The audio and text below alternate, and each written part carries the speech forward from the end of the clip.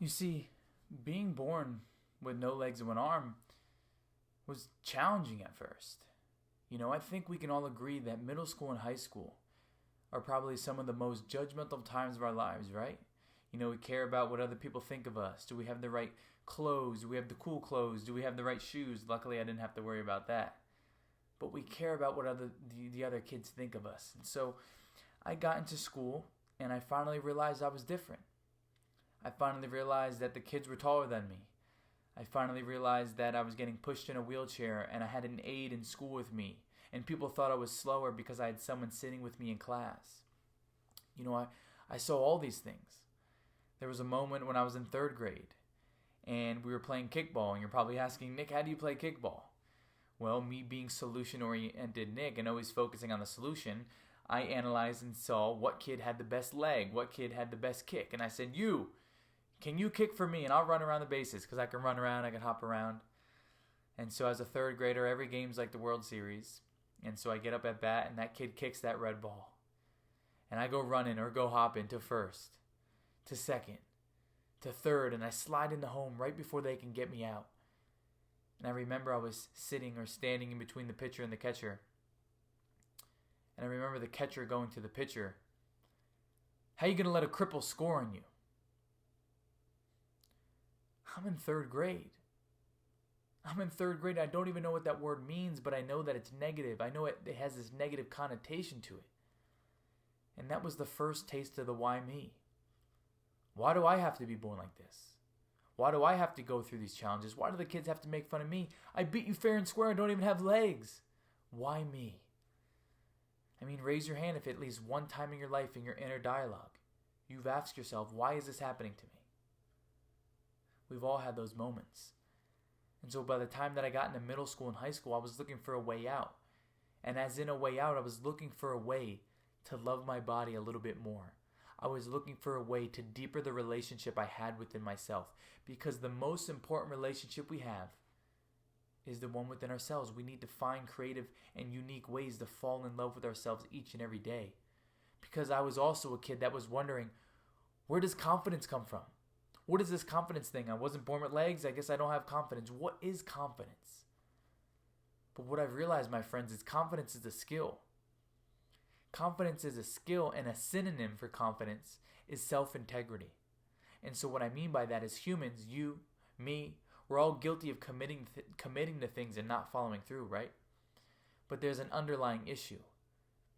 And the underlying issue is every time that we commit to something and we don't follow through, we diminish the way we view ourselves.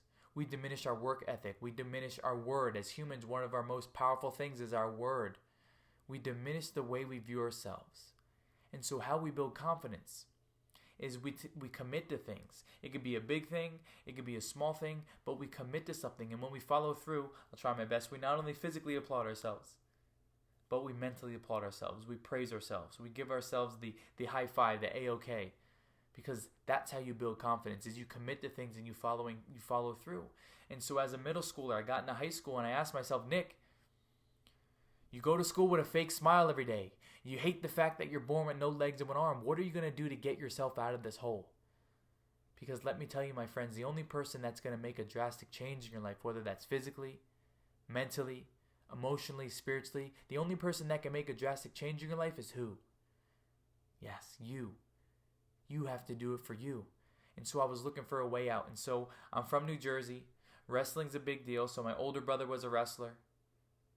All my best friends are wrestlers. And I wanted to become a wrestler. But there was a little issue. This guy, we call it the potato, used to look like a chicken wing. And the reason why it looked like a chicken wing is because this limb was 5 inches longer than it is now. And my bone was growing faster than my skin. And so it was like your finger, but it was super sensitive. And the bottom line is, if I would have hit my arm hard enough, my bone would have came through my skin.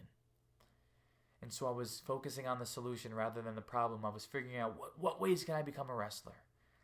And so I came home one day and I sat both my parents down. And I said, Mom and Dad, I want to be a wrestler. And my mom said, oh no, Nick, God forbid you hit your arm, your bone comes through your skin. What are you going to do then? And there was some awkward silence. And in under 10 seconds, I came up with a solution. I looked at my parents and I said, can we cut my arm off? they said, what? I said, yeah. Can we cut my arm off?